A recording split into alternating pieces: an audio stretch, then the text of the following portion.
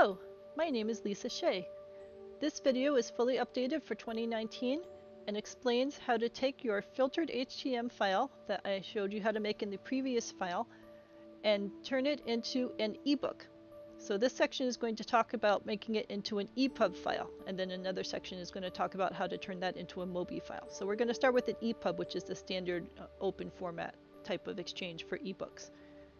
So in our previous video, we explained how to make the HTML file, the HTM, which is a filtered HTML file, out of your doc file.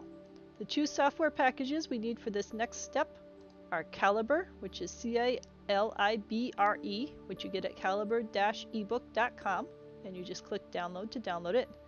And the second software you need is Sigil, which is Sigil, and you get that from sigil-ebook.com, and you just come here and download it. Both of those are wholly free, and in both cases it should download quickly, and then you get the software running on your system. So this is Calibre. Calibre is an ebook management tool, and it lets you organize and sort your ebooks and do things to the ebook file version of it, like add a cover and add a title and so on. So we're going to do that right now. The top left button is Add Books, so we're going to click on that. Here is the Aspen Allegations version 24 HTML file that we made in the previous video, so I'm going to click on that. So it's got it in the system now, and now we're going to edit the metadata, which is the second button over. So we've got this ebook we just imported. We're going to click Edit Metadata. So we give it a title. We'll say Aspen Allegations. And let's call it The Aspen Allegations, so you can see when we click this little green arrow, it's going to sort it as Aspen Allegations-the, so it knows how to do the library types of sorts for you. Author name, we'll put in Lisa Shea. And again, when we click the green arrow to put the sort version, the default is Shea, Lisa, which is the normal way that authors tend to sort. So it even figures out how to do the sorting stuff for you. You just type in the base version and then click the green arrow, and it will organize it for you. And the other piece that you need is a cover. So we're going to browse for the cover. We're going to upload the cover, which I've already formatted.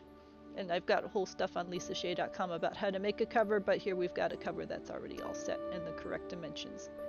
All this other stuff you don't need to fill in. You need a title, you need an author, and you need a cover.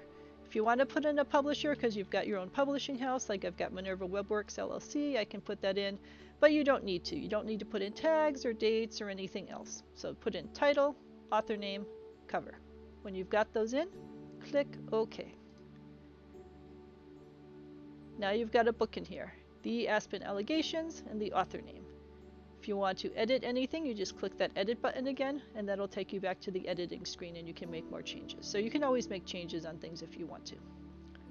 What we're going to do now is convert. So the third button is convert.